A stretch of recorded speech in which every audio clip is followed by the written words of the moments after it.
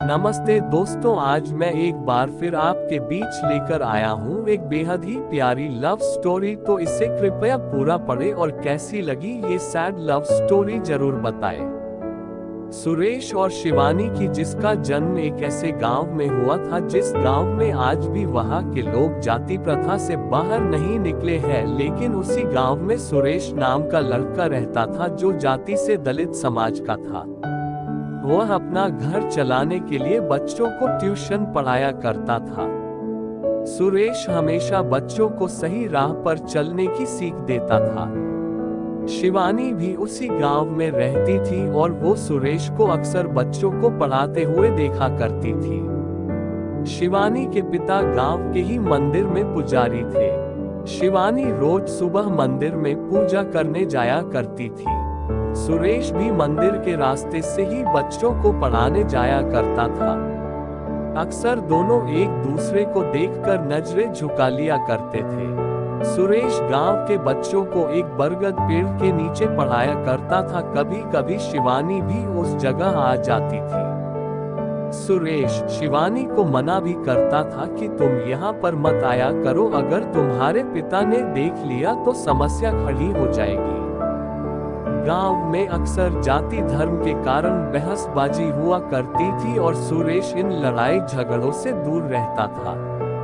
सुरेश शिवानी को बचपन से जानता था और वह ये जानता था कि शिवानी बहुत जिद्दी है। सुरेश के मना करने के बाद भी शिवानी उस बरगद पेड़ के पास आ जाया करती थी।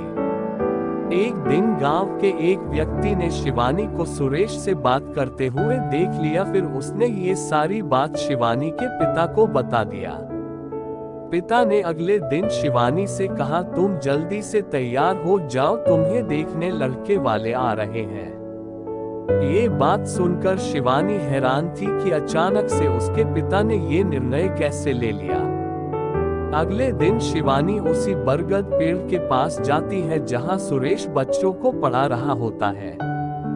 शिवानी ने सुरेश से कहा, पापा ने मेरे लिए लड़का देखा है, मेरी शादी होने वाली है। ये तो अच्छी बात है, सुरेश ने कहा, लेकिन मुझे शादी नहीं करनी है, मुझे यही रहना है इसी गांव में। शिवानी ने सुरेश से कहा, क्यों, ऐसा क्या है इस गांव में जो तुम यहाँ से जाना नहीं चाहती हो? सुरेश ने कहा, क्योंकि कि इस गांव में पापा है और तुम हो, शिवानी ने कहा। इतना कहकर शिवानी वहां से चली जाती है।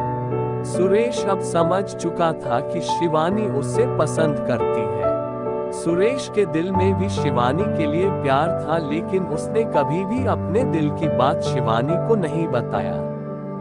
सुरेश ने गांव की जातिवाद समस्या की वजह से अपने प्यार को दिल में ही दबाए रखा था। लेकिन जब शिवानी ने उससे कहा कि उसकी शादी होने वाली है, तब सुरेश की दिल की धड़कनें तेज हो गई थी। लेकिन उस समय सुरेश ने शिवानी के सामने ऐसे बात किया मानो जैसे कि उसे कोई फर्क ही न पड़ता हो।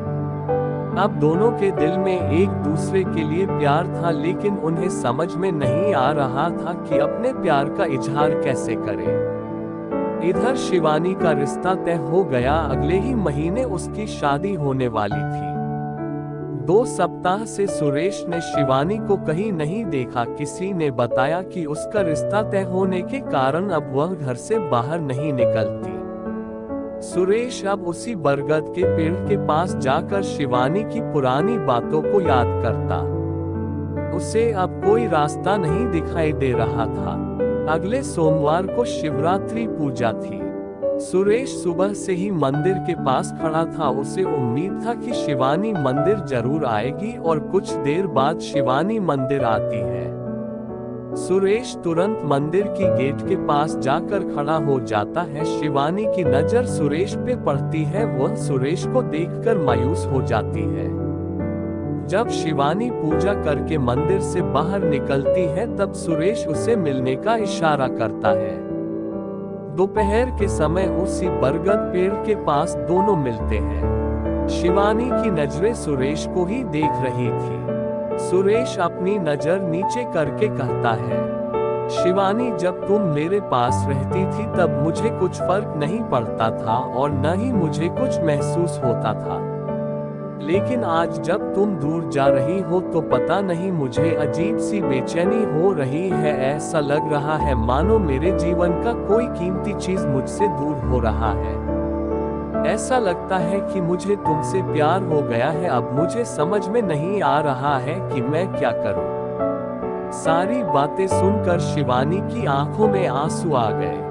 उसने कहा, सुरेश अब तुम ही बताओ कि मैं क्या करूं। मैं भी तुम्हें बहुत चाहती हूं लेकिन कभी तुम्हें बता नहीं पाई।